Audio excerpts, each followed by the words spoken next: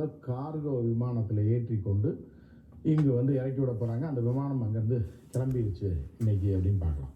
So இதில் என்ன அப்படின்னு பார்த்தீங்க அப்படின்னா, ஆடு மாடுகளை போலன்னு சொல்கிறேன்னா, விமானத்தை பொறுத்தளவுக்கு எல்லா விமானத்தில் போனவங்களுக்கு நல்லா தெரியும். நான் விமானத்தில் போகாதவர்களுக்கும் விமானத்தோட இயற்கைகள்லாம் எப்படி இருக்கும்னு நீங்கள் ஃபோட்டோவில் பார்த்துருப்பீங்க, டிவியில் பார்த்துருப்பீங்க, படத்தில் பார்த்துருப்பீங்க.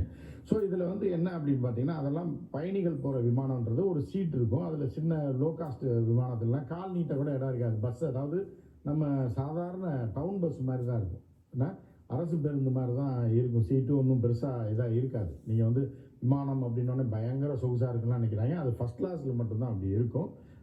பிஸ்னஸ் கிளாஸு, எக்ஸிக்யூட்டிவ் கிளாஸில் தான் ஓரளவுக்கு நல்லா பெரிய இதெல்லாம் இருக்கும். ஒவ்வொரு ஏர்வேஸை பொறுத்தளவுக்கு, ரேட்டை பொறுத்தளவுக்கு அது மாறும். ஆனால் சாதாரண ஃப்ளைட்டில் சாதாரணமாக நீங்கள் போகும்போது ஒரு சாதாரண இது மாதிரி தான், அரசு பேருந்து மாதிரி தான் இருக்கும். அது ஏன்னா இது இவ்வளோ தான் சாய முடியும், அதுக்கு மேலே சாய முடியாது. ஏன்னா ரொம்ப புஷ்பேக்கெல்லாம் ரொம்ப சாய முடியாது. ஸோ இந்த மாதிரி இருக்கும். அதில் ஒரு 2-3 மணி நேரம் போகிறதே எரிச்சலாயிரும். ஏன்னா காலை கீழே இடிச்சிக்கிட்டு கடை சீட்டில் உட்காந்துருக்க எழுந்திரிச்சு வெளியில் வரதே கஷ்டம்.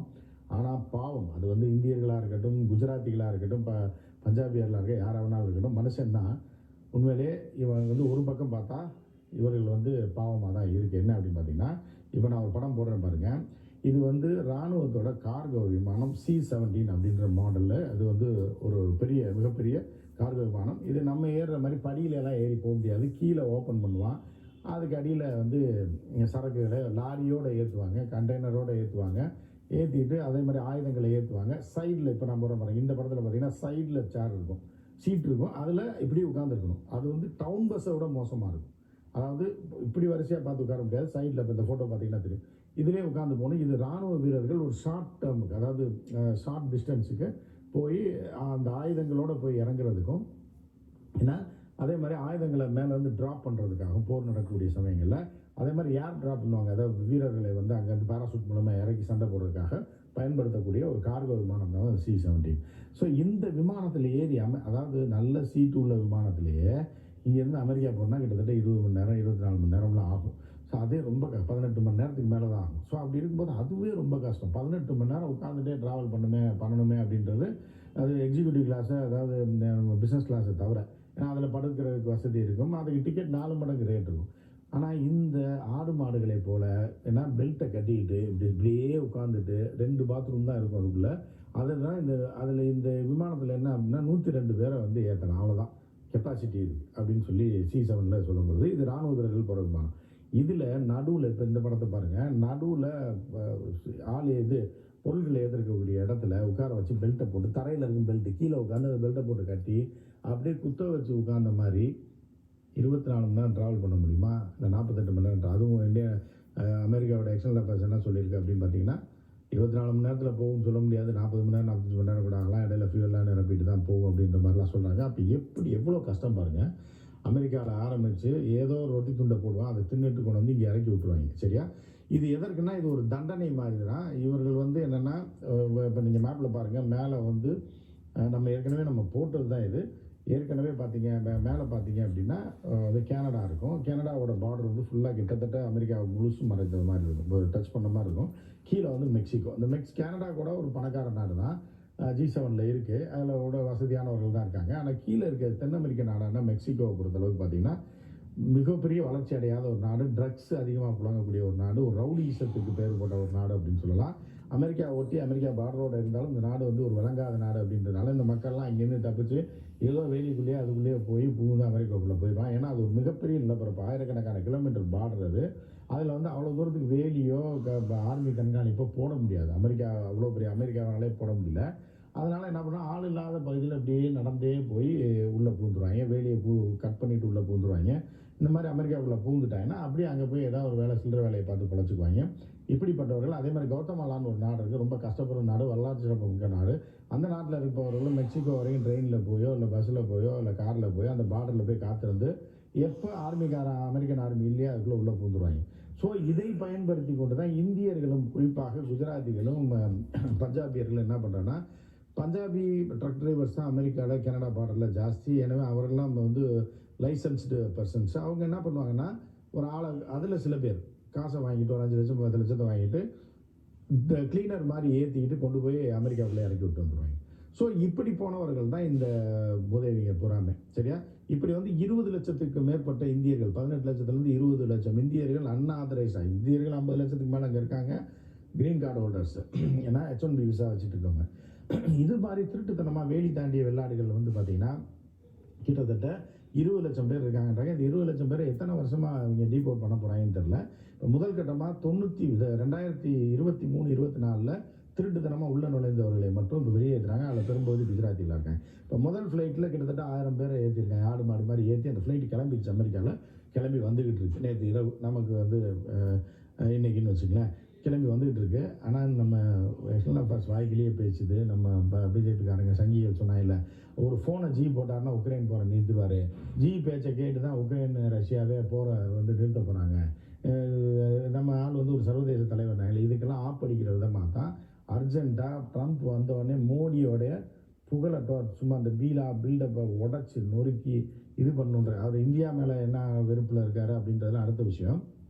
அதெல்லாம் சொல்கிறேன்னா, இந்தியர்களாக இருந்தாலும் வெளிநாட்டினர் யாராக இருந்தாலும் வாங்க, உங்களுக்குலாம் திறமை இருக்க பூரா அமெரிக்காவுக்கு வாங்க, உங்களுக்கு நான் குடியுரிமை தரேன், உங்களுக்கு விசா தரேன், நீங்கள் வந்து வேலை பார்த்து இந்த நாட்டை வளப்படுத்துவதற்கு நீங்களும் வளமாக வளர்ந்து கொள்வதற்கு வாங்க.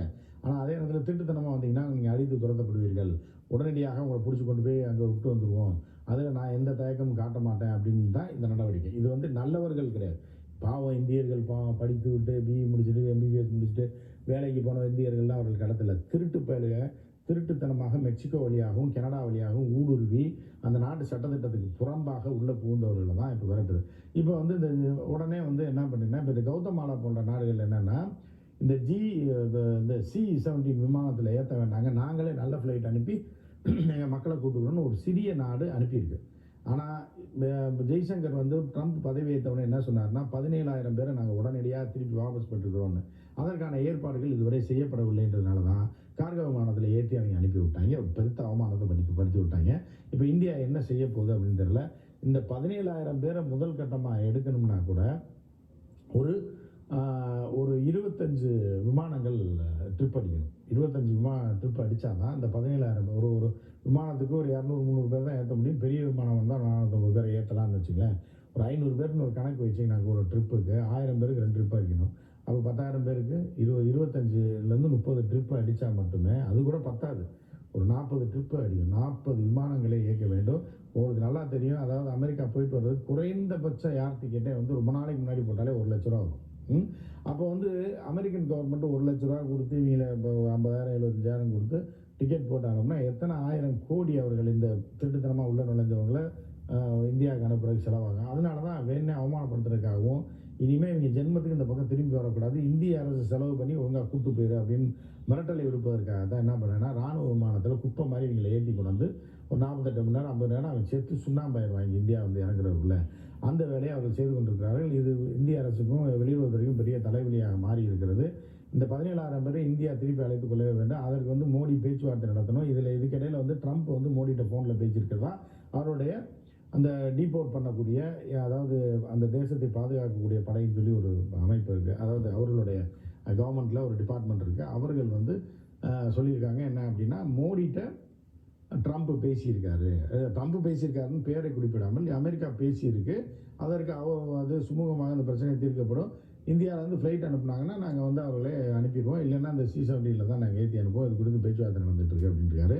இது வந்து இந்திய அரசுக்கே ஒரு பெருத்த அவமானமாக மாறி இருக்கிறது. ஏன்னா திருட்டுத்தனமாக உள்ளே போகிறதுன்றது வேறு, அது பல நாடுகள்லேருந்து பல நாடுகளுக்குள்ளே போகிறோம் அப்படின்றது வேறு விஷயம்னா கூட அதில் இந்தியாவை குறை சொல்ல முடியாது. அப்படின்னா கூட மோடி அரசுடைய செயலற்ற தன்மையினால் உலக தலைவர் அப்படின்னு உருவாகிறாரு அப்படின்னு சொல்லி பில்டப் கொடுத்தாருல.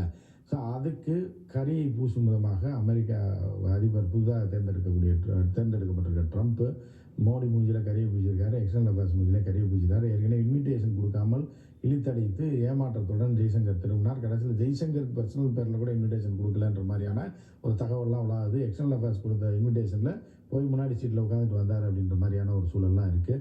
ஸோ இப்படி இருக்கும்போது நாடாளுமன்றத்தில் ராகுல் இந்த கேள்வி எழுப்புறாரு, என்னங்க பண்ணுறீங்க, ஒரு இன்விடேஷனை போய் யாராவது வாங்குறதுக்கு போய் இவ்வளோ நாள் உட்காந்துருப்பாங்களான்னொன்னே ஜெய்சங்கர் அதை மறுத்து விட்டார். இல்லை, நாங்கள் அதுக்காக போகல, நான் வந்து அப்படி போய் இன்விடேஷன் கேட்கல. எங்களுடைய பிரதமர் மோடி அவர்கள் அந்த மாதிரி ஆசையெல்லாம் அவர் கிடையாது. அவருக்கு அந்த மாதிரி ஆசை இல்லை, ஃபங்க்ஷனில் கலந்துக்கிற ஆசை இல்லை, பில்டப் பீலாக கொடுக்குற ஆசை இல்லை, சின்ன சின்ன நாடுகளுக்கெல்லாம் போய் பீலா விடுற ஆசை இல்லைன்னா இங்கெல்லாம் எதுக்கு போனார் அப்படின்றது இந்திய மக்களுக்கு எல்லாருக்குமே தெரியும். அவருக்கு ஆசை இல்லைன்னா யாராவது ஒத்துக்குவாங்களா? ஒன்று இப்போ இதை வந்து மீம் கான்டென்ட் ஆகி இப்போ நார்த் இந்தியா ஃபுல்லாக ஜிக்கு வந்து அமெரிக்கா போகிறதுக்கு ஆசை இல்லையா, நிச்சயமாக ஃபங்க்ஷனுக்கு கூப்பிட்டுருந்தா கூட போயிருக்க மாட்டாருன்ற மாதிரியான பில்டப்லாம் கொடுத்துட்டு உருட்டிகிட்டு இருக்காங்க. எது எப்படியோ இந்தியர்களுக்கு உண்மையிலே அவமானம் தான். இது வந்து என்னென்னா போனவனை ஆடு மாடு மாதிரி ஏற்றி இங்கே அனுப்புகிறாங்க. இதை விட கேவலம் எந்த நாட்டிலே கௌதமாலா நாட்டில் கூட அவன் சொந்த ஃப்ளைட் அனுப்பி விட்டு மக்களை கூப்பிட்டு வரேன்றான். ஏன்னா மெக்சிகோவில் நாங்கள் ஃப்ளைட் அனுப்புகிறோங்க, நீங்கள் தயவுசெய்து எங்கள் மக்களை இந்த மாதிரி ஆடு மாடு மாதிரி கொண்டு வந்து இறக்கி விட வேணாம், நாங்கள் எங்கள் ஃப்ளைட்டை வச்சு ஒவ்வொரு ட்ரிப்பாக அடிச்சுக்கிறோன்னு சொல்லும்போது, ஏன்னா இந்தியா ரொம்ப தூரம் தான் இருந்த போதிலும் அவ்வளோ ஃப்ளைட் இந்தியாவில் இருக்கா அப்படின்ற ஒரு கேள்வி இருக்குது. ஆனால் எக்ஸ்டர்னல் அஃபேர்ஸ் செலவு பண்ணியோ இல்லை இந்த கம்பிக்குள்ளே ஓடினா இல்லை 5 லட்சம் 10 லட்சம் அவனை அடித்து வந்து முதல்ல காசை கொடுங்கண்ணா, நான் வீட்டில் காசை பிடிங்கி தான் 50,000 டிக்கெட் எடுக்க வைத்து இங்கே கொண்டு வந்து விடணும் அப்படின்ற மாதிரியான ஒரு சூழ்நிலை தான் நெருக்கடிக்கு தள்ளப்பட்டிருக்கு இந்திய அரசு அப்படின்னு நம்ம பார்க்குறோம். மற்றும் ஒரு நிகழ்ச்சியில் சந்திப்போம். நன்றி, வணக்கம்.